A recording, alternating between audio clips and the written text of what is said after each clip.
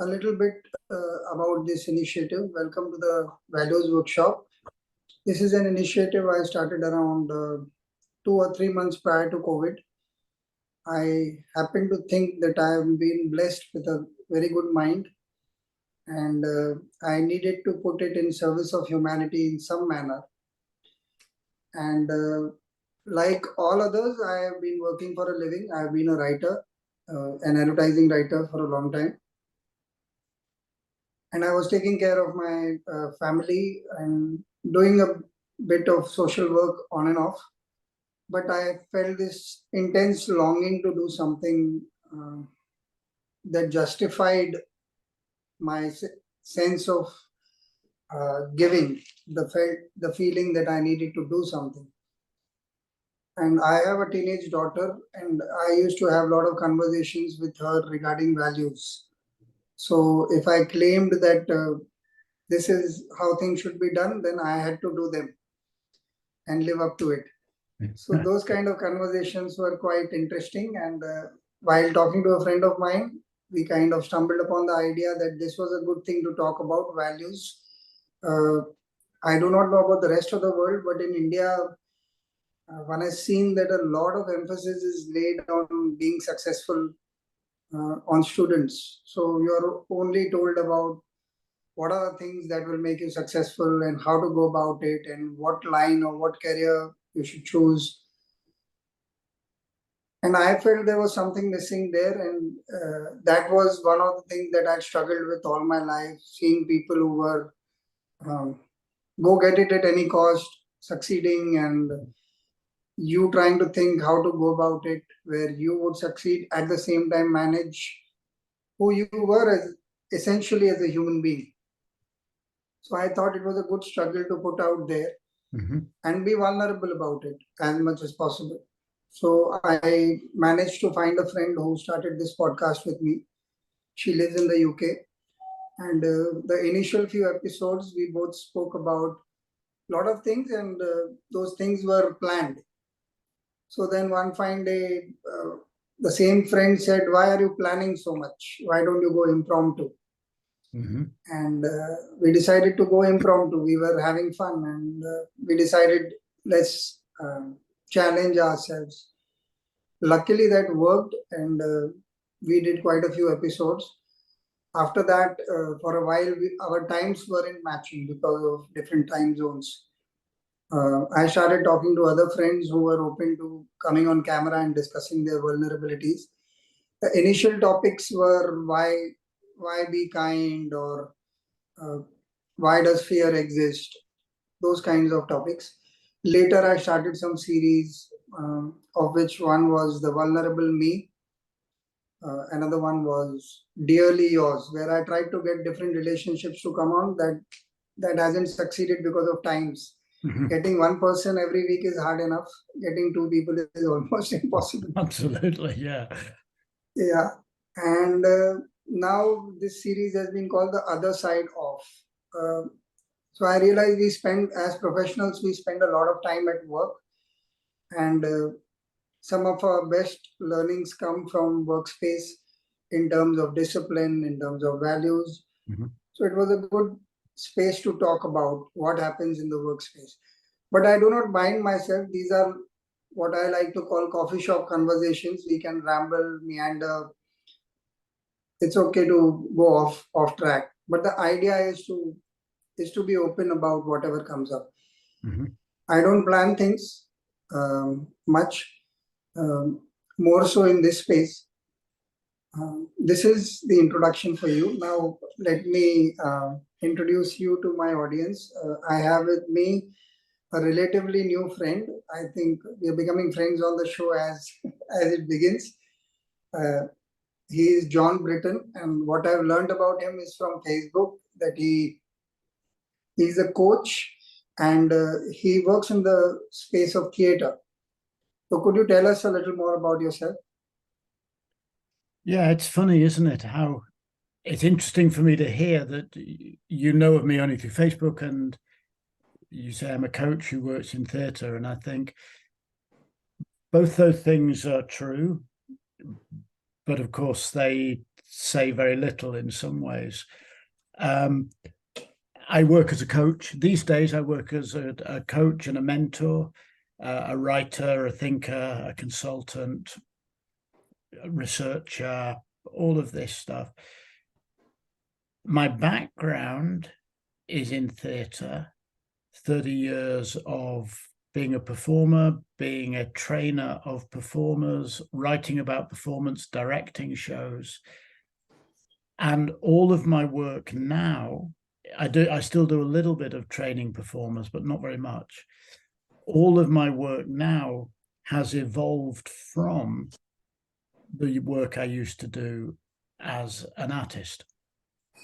So although I now work primarily not as an artist, the work that I do is the work of an artist. And it's underpinned by a fundamental belief, which is that artists, or specifically in my case, performers, know stuff. We know really important stuff. We know how to be authentic while playing a role. We know how to connect with each other. We know how to respond to the unexpected. We know how to do the same thing repeatedly, but make it fresh every time. We know how to communicate. We know how to move out of one role and move into another role. We know how to use our creativity. We know how to be curious.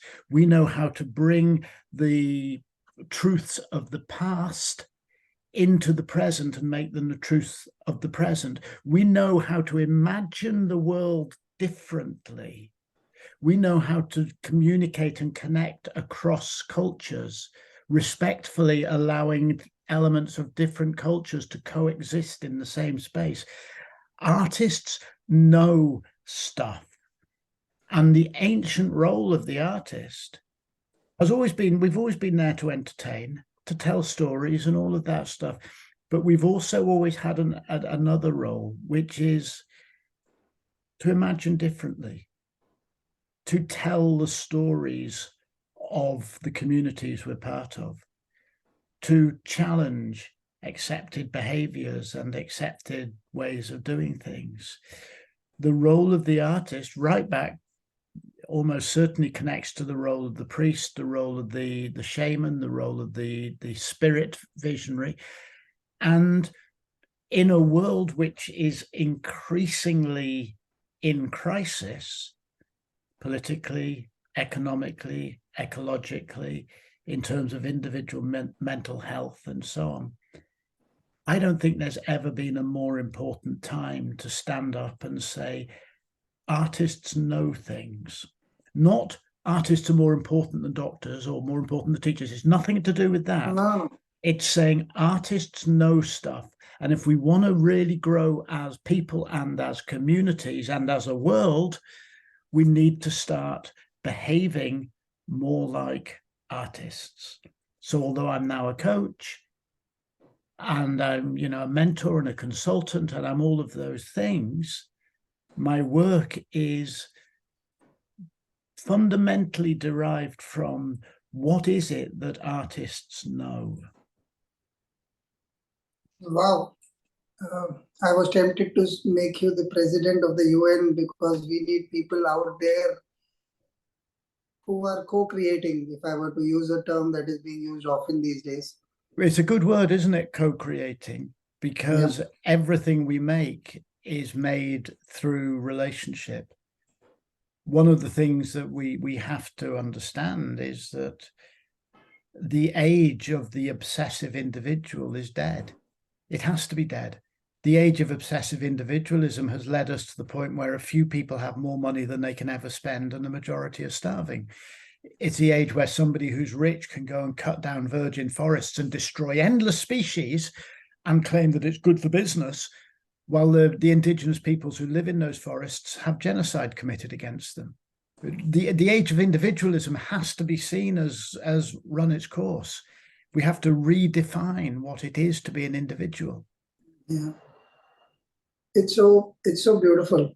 But I want to start going into depth about you particularly. So you mentioned this humongously huge responsibility of an artist, if I were to call it. If one were to see it piece by piece, one would be overwhelmed. Mm.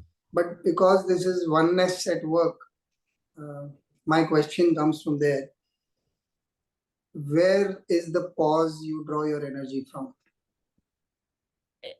It must be the only place it can be. It's from the connection of my experience with my world now.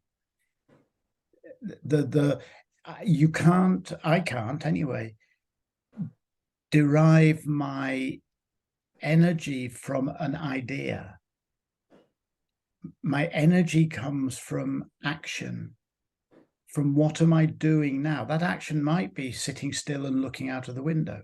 I live in a very quiet place these days. My energy comes from sitting in my garden and watching the birds feed. My energy comes from a communication. That energy then feeds others in the same way as I am fed by others. It might be others, like we have a conversation, and then if somebody listens to this conversation, it feeds them. They might talk to somebody else about what they heard on this conversation, it feeds them. And so there is a trickling out, but it all starts from the connection of myself with my world in this moment. It's not conceptual, it's lived.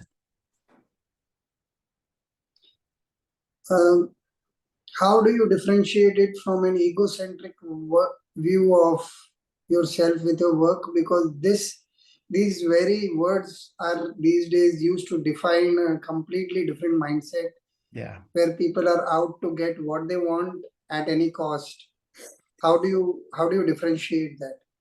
Well, it's interesting in terms of the work that you're doing here. My energy comes from being present. And I've written a lot about presence and all of those things. There is a difference between being present and being focused on what you want, because what you want, by definition, is not present. It's conceptual, it's future focused. Now, people sometimes say you have to get rid of the ego. I don't agree. The ego is great. It's very useful. It helps get us out of bed in the morning. It drives us to work harder for our families and all of those things. The ego is great, but the ego is not a good master, because the ego is constantly aiming towards that which it doesn't have. So the difference in what I'm saying is my energy comes from connection with what is, with reality. And then the ego goes, yeah, I could this and I could that. And then I can go, yeah, well, we could try that. Or how does that align to our values? Or what would be the effect of that? Or, if I worked really hard for 20 years and became really rich, would I be happy? Probably not, really. I just have wasted 20 years. Maybe, I don't know. So it becomes this constant conversation in which the ego has a voice, but the ego does not have the dominant voice. Just as, there's a lot of talk about, the world is dominated by people like me, middle-aged white men who constantly shout down everybody else. I think that's true. But it doesn't mean that middle-aged white men should shut up. It just means that we should learn to listen better and allow our voice to be part of the conversation, not the conversation. I think the same about the ego. Don't shut it up. Let it be part of the conversation, but not the dominant nor necessarily the final voice in a conversation. There is this beautiful sense of compassion you seem to have, and there is no conflict in the ego versus being present in the way you're speaking. I find that very unique, because most of the time it is the black and white that is chosen between when we are trying to defend a point of view. So, yes, I think that is absolutely right. And you define it really beautifully, because what I'm saying is that there is The binaries, black and white, right and wrong, defend and attack, binaries, that binary way of thinking is the problem. There is no right way. There is no wrong way. There are better ways and worse ways, but they are a spectrum. And we choose where to put ourselves on the spectrum. And if we find ourselves in the wrong place on the spectrum, we change our place on the spectrum. If you say something which I encounter or experience as an attack, I don't have to go, you attack, I defend. I can say this part I will refute or deny or argue against. This bit I'll let go. You can think that, I don't care. Yeah. So it's about trying to move away from I versus the world into I in the world. Everything is a spectrum. We've only just met, but we are connected. We're not closely connected. I'm much more connected with my partner than I am with you. But if we talked every day or every week for the next couple of years, that connection would grow. We are changed by each other. I would be changed by you. So the nature of binaries, even if you and I had huge arguments about life, politics, and spirituality, if we had massive arguments, that doesn't have to be you on one side and me on the other. It's an argument where we circle around each other and we learn from each other and we discover. So you define it very beautifully, that it's a movement away from the notion of me versus you, this versus that, good versus bad. I think it's beautiful again, because you said your approach itself to me seems like, okay, we can build on each other's knowledge when we are conversing. Even if we are having the worst kind of debates, where we are at the opposite ends of the spectrum completely, we could still take away something good which changes us subtly and build a view which is more holistic. Totally. And I'm often reminded when I think of this of the conversation in India back in 1945, whatever, between, who was it? Between Gandhi and the writer whose name I've forgotten. Gandhi who wanted to have it, who had a spiritual stroke religious dimension, and this other writer who's a very famous writer I've forgotten. Ambedkar. Yeah, I think so. Who was saying that there is no space for the spiritual dimension within politics. He wanted a more rational approach. And if I remember this conversation right, it's a long time since I read about it, they profoundly disagreed and did so in a place of profound mutual respect, which enabled both to learn and grow. Now that's something we've forgotten how to do, to disagree and to grow. Another thing that I want to ask you is, again, it is an egocentric view of the question, but I want to bring this up. Since you keep talking about that now you speak through experience and not through, quote unquote, my words, bookish learning. Mm-hmm. How do you demarcate the ego in you from the present moment in your head? Is there some training that you've given yourself? Is there a way of changing your outlook that happened over a period of time? Because in today's world, expressing yourself, we have insane number of individual goals that are being set up. Last I heard, there were 72 kinds of sexes and all kinds of things happening in the world that is mind-boggling. For a lot of us are conservative now that we have crossed our 40s, 50s, 60s. We've lived in a certain way, and it boggles the mind. We've moved from no telephone to at our homes to a phone in every hand, and information available so easy that we can make a point of view about everything. And yet,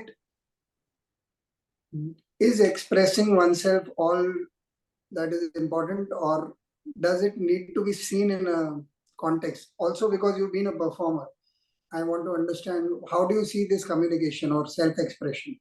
Well, I suppose I don't think anyone should be remotely interested in my opinions.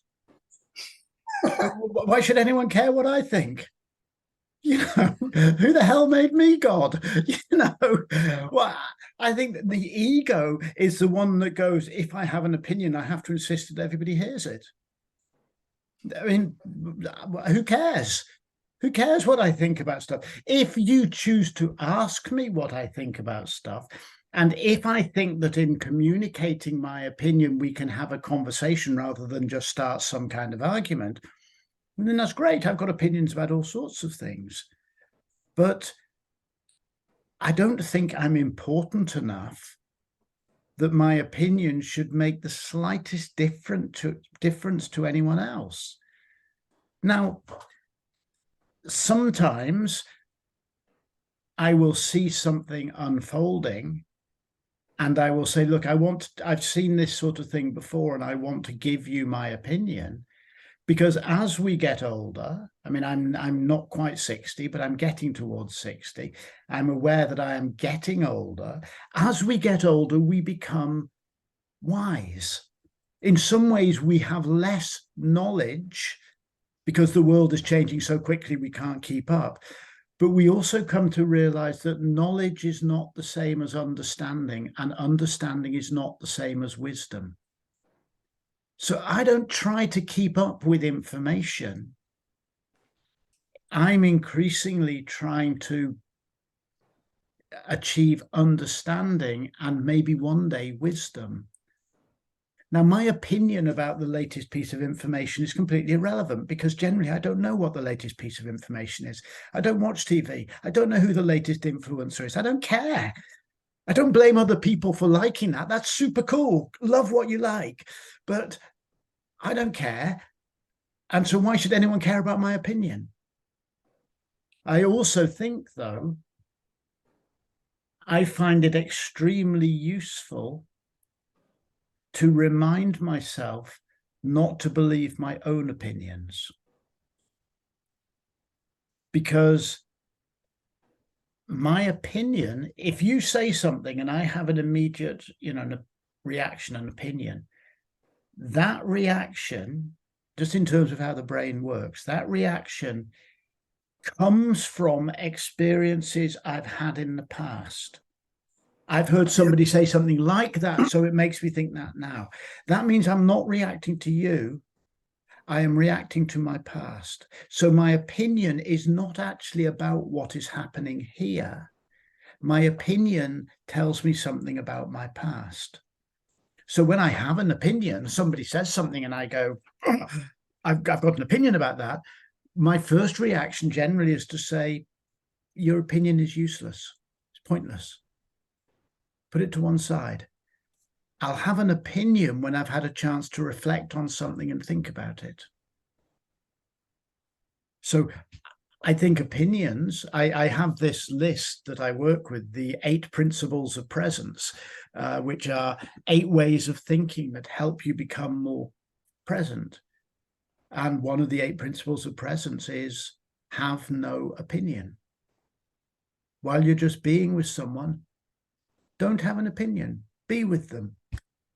I've got nothing to prove. You'll either agree with me or not agree with me. If you disagree with me, we can do so in ways that we both learn from.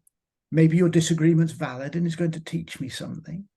Or maybe you and I are just different people, in which case I wish you well, you wish me well, and we coexist in the world. My opinion, I'm not sure what it achieves, apart from I make a load of noise which could have been filled with rather beautiful silence. In fact, while you were speaking, I was imagining a world if all of us had this loose sense of being with ourselves and very strongly attached to this idea of who we are. And as a humankind, I was actually imagining when this journey from being apes to humans might have happened, and the initial growth must have been that you have an idea, I have an idea, let's combine the idea because our survival depends on it. Mm. It was not discussions on whether you were right or I was right, because life proved us right on every day. Yeah. And let me just interrupt there a moment, because it's brilliant. But of course, one of the definitions of creativity, when people try to define what creativity is, one of the definitions is when ideas from one area come together with ideas from another area to make something new. So this thing that you're saying about fundamental to, evolution was our ability to move from isolated creatures like, slugs or butterflies are isolated creatures. We are social creatures because your ideas and my ideas can combine to make new ideas. Now, the artist, the job of the artist is to put creativity into concrete action. Yes. I would say the role of the artist is the fundamental role of humanity. Your ideas meet my ideas, and in that creative fusion, we make something that has not been made before. I'm using artist in the broadest possible terms. Yes. But that's what the artist does. The singer and the instrumentalist both have their skills. Together, they make something which is bigger than the sum of their parts. I mean, I've had extraordinary experience years ago, and I'm talking it out of Indian culture just because, I'm talking to you and you're evoking these ideas. But I went to a raga concert in Bangalore when I was working down there, and traditional, presumably North Indian classical music, I'm guessing, maybe South Indian, I don't know. Beautiful. That music is so beautiful. But there was a moment where the tabla player sat there, not playing, but just with his hands ready. And the flute player began to play a dawn raga, which was honestly unlike anything I've ever heard played on a flute before. The quality of sound was amazing. And he played for about 10 minutes, and the tabla player didn't join in. It actually just remained flute the whole time, but the tabla player's hands were like this with the drum. This is what I remember now. I don't know if this is true, but this was even there, where what we saw was one person doing something as an individual, the presence of the tabla player changed what it was. It created expectation. It created possibility. It also made me at the end realize that the tabla wasn't necessary. The whole meaning of the music had added another dimension by the interconnection between two possible ideas, the idea of the flute, the idea of the tabla. Everything we do emerges from that interconnection, and that's the role of the artist. Okay, I want to throw a small spanner in your works. Oh, please do. I love spanners. How do you define negative connections in that space? I'll give you a little bit of a context. So in the epics that India chooses to talk about very often, Mahabharata, the Ramayana, very often when the antagonist is about to leave his form and die, he becomes one with the divine force that has ensured that he's leaving the earth. And as a kid, this fascinated me no end. Like the person with the best karmas was supposed to be the guy who was the most negative, because he kept thinking of the Lord all the time, was told to us. Like even if he was thinking negatively, he was only thinking of the Lord. So he had no interest in money, in women, in drinking, eating, all those things. He had only interest in the Lord and defying him. This is very loosely put. Obviously, there are scholars who can explain this better. But as a kid, this is what I took home. So my question comes from this. Now, when you said that the tabla and these guys were supposed to do a jugalbandi, and this guy stopped, and there was this sense of presence, and it helped the other person perform to his optimum or maybe even more because of this sense of presence. My question is, I often find, not always related to work, when I'm able to be quiet in a discussion or in a huge debate, when I become quiet after the first few seconds of still rambling inside that this is what I want to say, I just let it cool down, then I find I grow. And there is this sense of, oh, I see this topic a lot more better. I may not admit it because of my ego, it is possible, but I understand and I know that something is palpably alive in terms of knowledge at that point. I want you to answer this question. When there are two negative energies in a space where they are connected, how do you think this works? What is your take on this? I would question what you mean by negative energies. Okay, by negative energy, superficially we are both fighting. I mean superficially because on the surface I think I'm against whatever your point of view is at that point of time. Or else, okay, let's just take this example of the tabla and the flute. Suppose they were internally competing. In their inner spaces, they wanted to have come out looking the better artist. In that sense, is this still true? Does the connection sometimes still work and bring out something? If they were competing, they wouldn't have been connected. The connection came from the openness to each other. Now, so they might have been connected in my eye as the audience, but they would have been connected by their division, not by their unity. The tabla player there was not playing, but was absolutely part of the performance. There, and he could have played at any moment, but there was a choice not to. It was a proactive, collaborative choice that his contribution would be silence.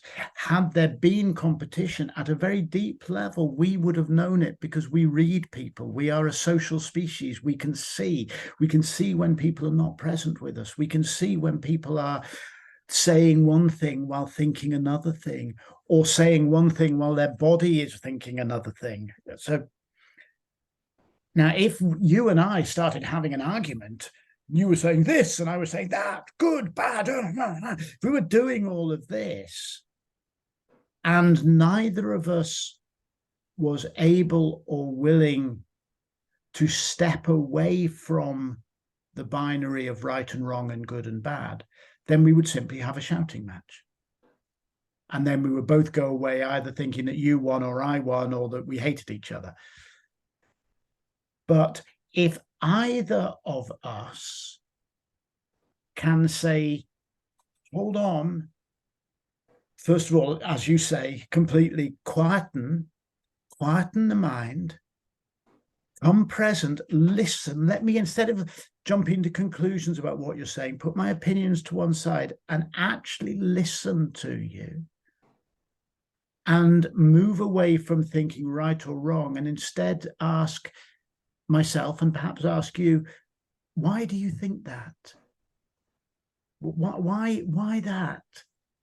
You say, the only way is belief in this God. And I go, okay, why do you think that? Why do you think that with my beliefs, I'm wrong?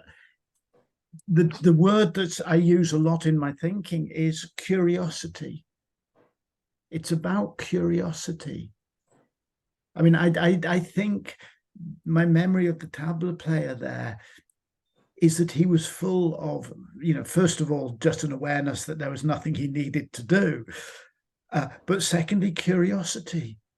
waiting there going, is there going to be a moment that asks me to do something? And the answer was no.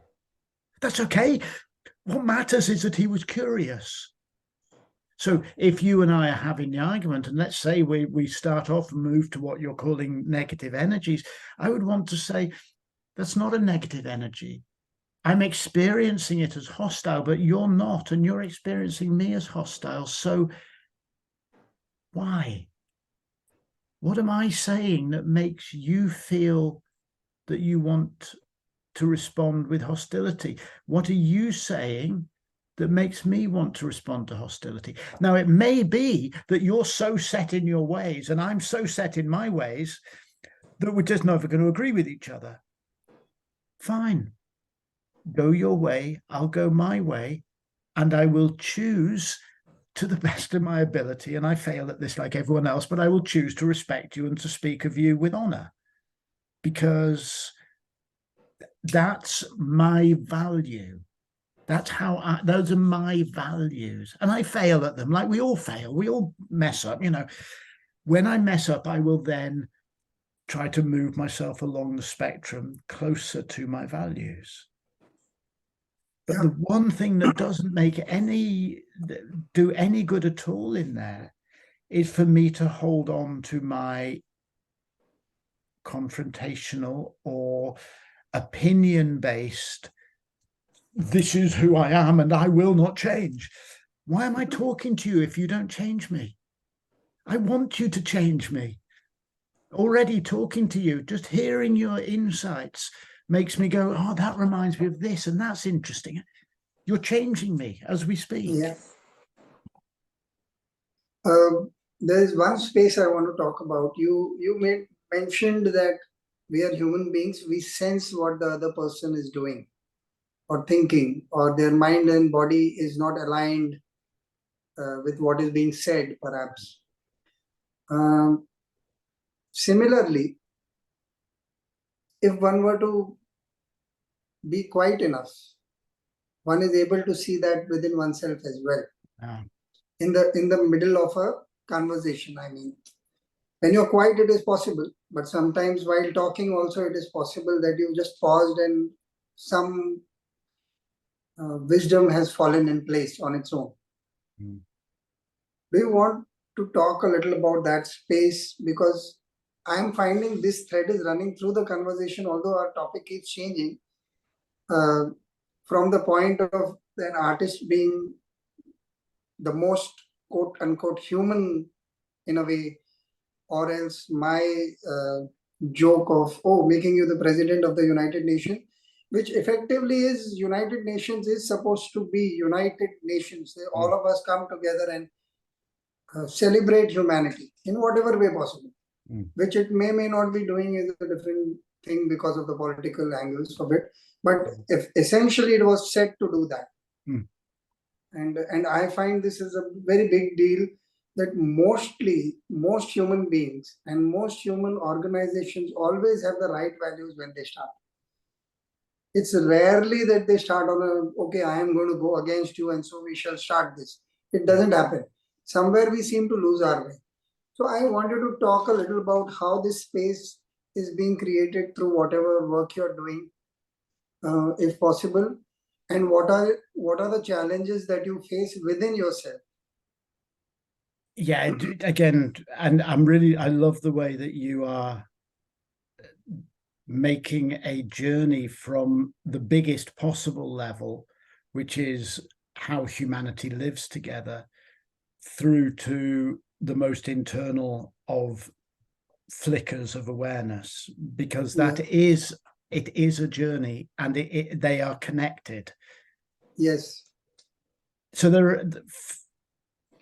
the heart of my answer to that, which is a practical answer which grows out of the training of performers, the heart of my answer to that is the ability to pay attention in the present moment to what is happening in your body.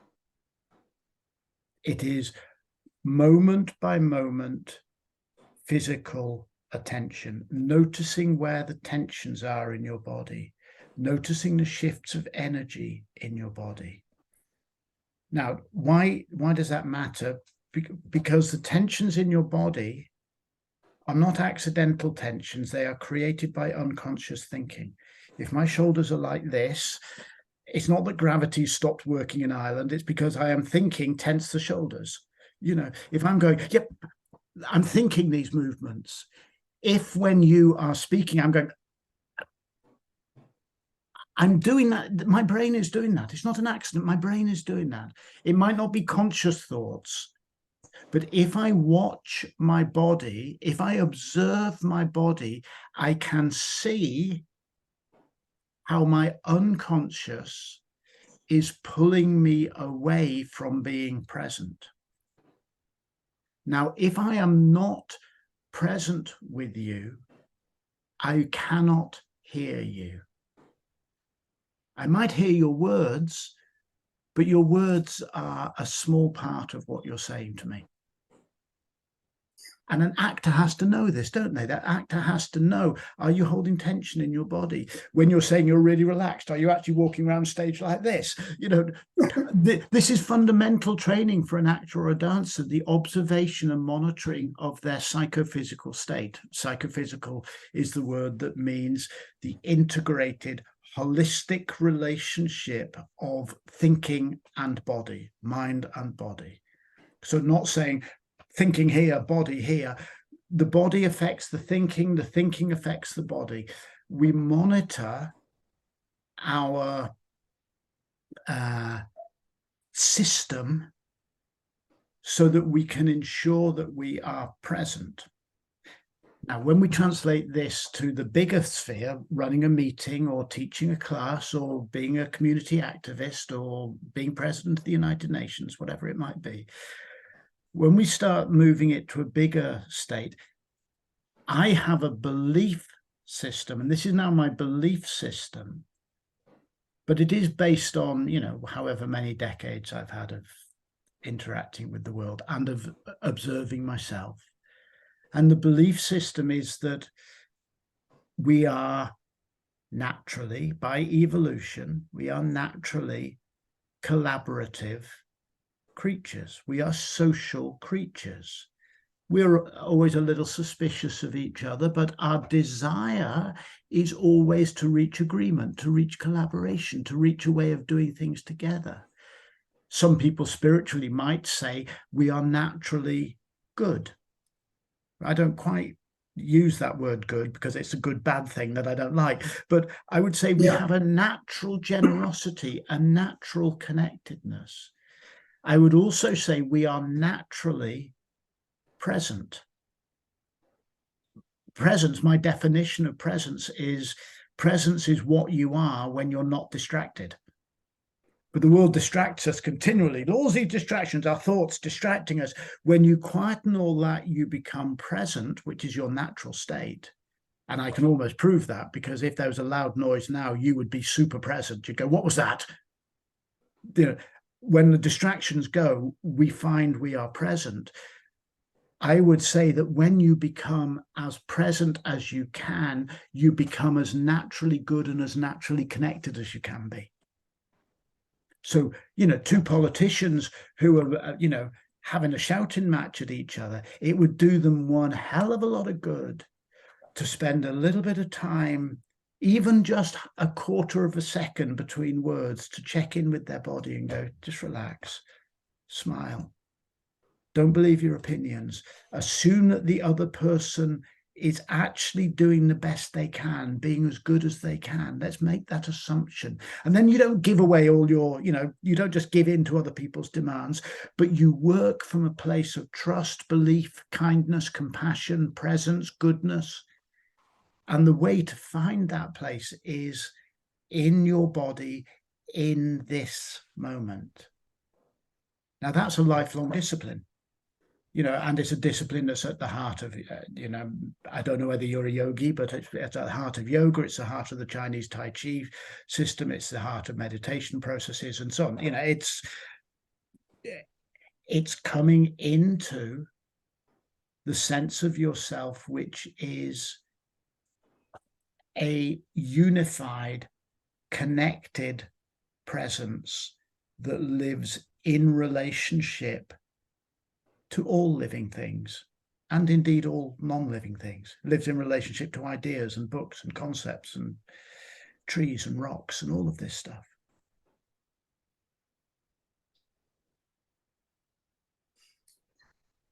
I have questions, but your answer is so soothing. I just want to take it in for a minute.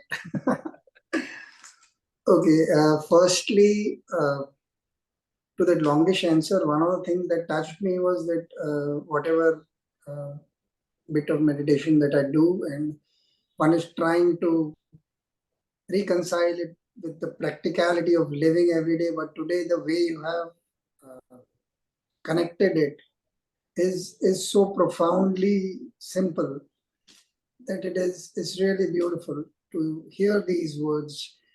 And my question again comes from there, thanks to the curiosity bit.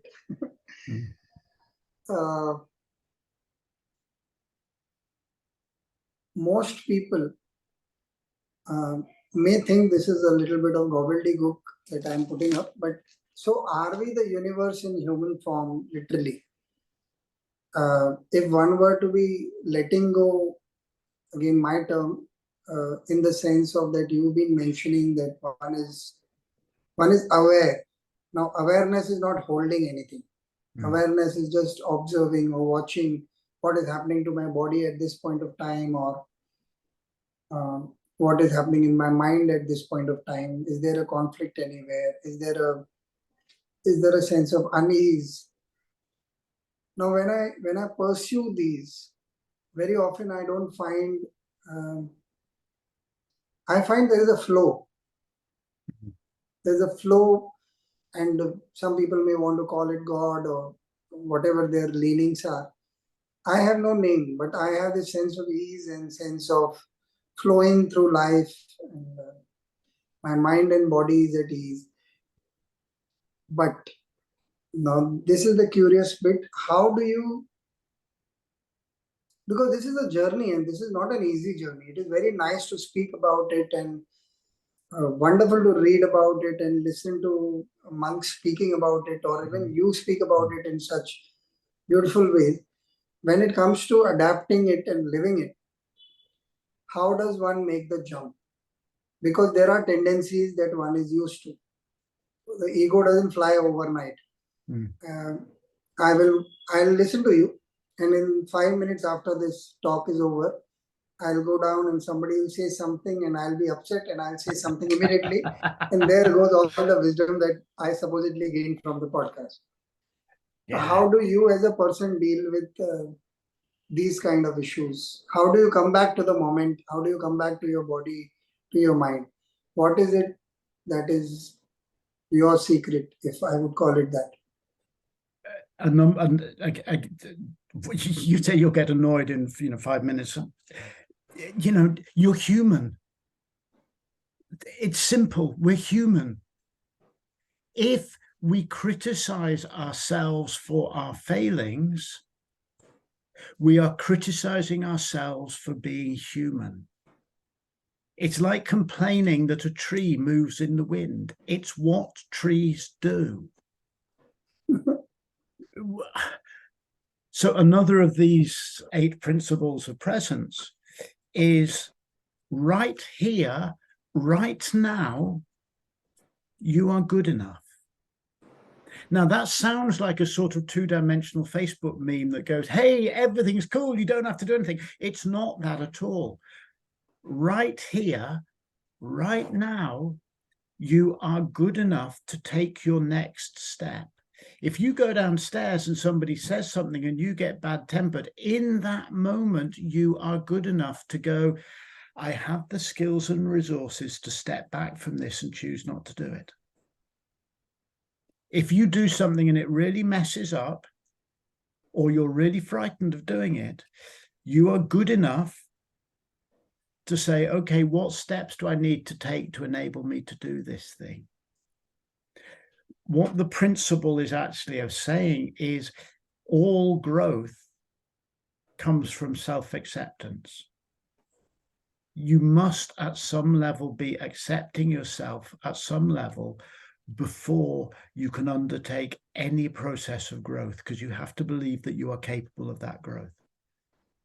The deeper your self-acceptance, the greater your rate of growth. Not complacency, not arrogance, acceptance of your essential humanity. And while we're at it, acceptance of everyone else's essential humanity, including the person who annoyed you. Yeah. So what is the discipline or the practice or the secret? There are no secrets. There is only practice. Presence isn't something you have to go looking for. It's there right now. It's where we live. It's the only place we know. The only thing is the discipline of going, oh yeah, come back to presence. Do you know how long it takes to check in with your body? Half a second. I've just done it. I've just done it now. Just as you were saying yes, I just went tiny little scan through, went, yeah, okay. That's all it takes. Do you know how long it takes to ditch a stress and choose to smile instead? It takes half a second. Just go, yeah, okay. I'm feeling a little stressed. No, just smile. Yeah. Make the link with somebody. Give yourself the moment of pause. Relax the shoulders. Ask the question. There's no secret. What there is practice and discipline. And that's the same as every other area of life. Playing a musical instrument, being a dancer, kicking a football, hitting a cricket ball, being a good father, whatever. You mess up and you mess up and you mess up, and gradually you mess up better. That's really all that we've got. Samuel Beckett, the great Irish writer, defines life as try, fail, try again, fail better. Yeah, it's beautiful. You're going to go downstairs, get annoyed with someone. You failed to be all zen and mindful and so on. It's all right. Observe, smile, relax, forgive, do it again. And you say it's simple, what I'm saying. Yeah, it is. Because we're dealing with something really simple. Not easy to do, but we are dealing with something really simple, which is this. Be here now, being who you are. And if you want a short version of that, it's get real. Just be real. No images of yourself, no ideas of who you should be. No. Be real and grow from this reality to help shape your next reality. Not control. You don't get to control. You shape your reality. But you do it by being in this reality. And this is wonderful. Before I end this, I don't even have an adjective for this chat, but one of the questions I imagined I would ask you when I was setting up was, because you are a performer and you've been aiding other people perform, where does reality stand in this whole scenario? And without me asking the question, I think this is what we are ending on. You've been describing reality in terms of how we are going to be accepting of the present moment in quote unquote practical terms. What a wonderful... Performing is totally practical, isn't it? I mean, if you're playing a character in front of a camera, you are doing real things, which the camera watches you do. You're saying real words, doing real patterns of breathing, using your body in a real way. If you're a writer, you are really sitting there writing real words on a real computer screen. Making art is not some concept. Esoteric. Making art is an entirely practical activity. So's life. We can have all the ideas we want, but life is a practical endeavor.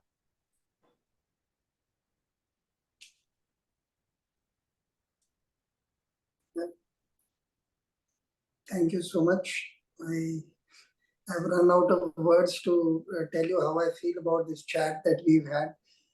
And I hope to stay in touch. It's been a wonderful, wonderful session.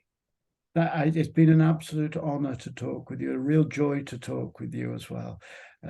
We should do another one where I ask you questions, because I suspect that you were asking me, so I was going off on my thing, but there are enormous journeys in your own life which I suspect are vastly interesting, that it would be very exciting to explore. It would be a pleasure for me. It would be a pleasure. Let me know. I'll try and we'll fix a time. Thank you so much. Thank you. Thank you.